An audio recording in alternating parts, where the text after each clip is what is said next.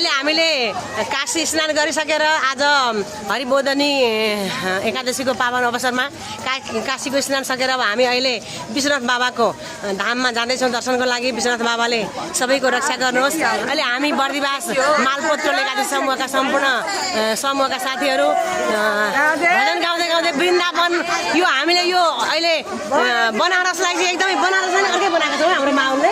सबैजना के एउटै ड्रेसमा हिँड्दाखेरि बर्दिवासको पनि जय जयकार गरेका छौँ हामीले, नेपाल भूमिको जय जयकार गरेका छौँ होइन। अब मनमा विश्वास लिनुपर्छ सबैले, विश्वासले होस् अनुसार अडाउने। अनि यसले गर्दाखेरि चाहिँ हाम्रो एउटै ड्रेस देखेर कहाँ से आया है ऐसा ऐसा उता बोलिरहेका छन् हामीले।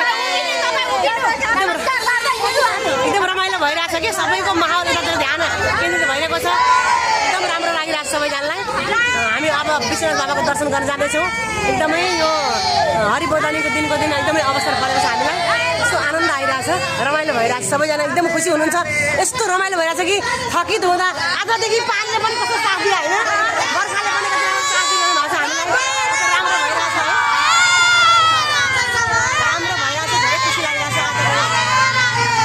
सबैजना खुसी हुनुहुन्छ यसमा है। यसमै हामी सबैजना हामीलाई भगवानको कृपा भएको छ भनेर एकदम खुसी भइरहेछौँ।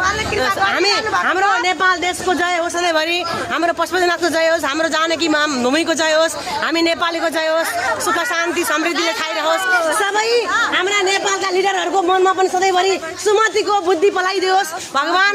यो कुरा चाहिँ हामीलाई भगवान्सँग हामी प्रार्थना गर्छौँ। हामी हाम्रो नेपालमा शान्ति खाओस्, एकदम नराम्रो कुरा एकदमै नेपाली बिच कहिले दुश्मनता नहोस् भन्ने हामी भगवान्सँग भोले बाबासँग कृपा माग्दछौँ।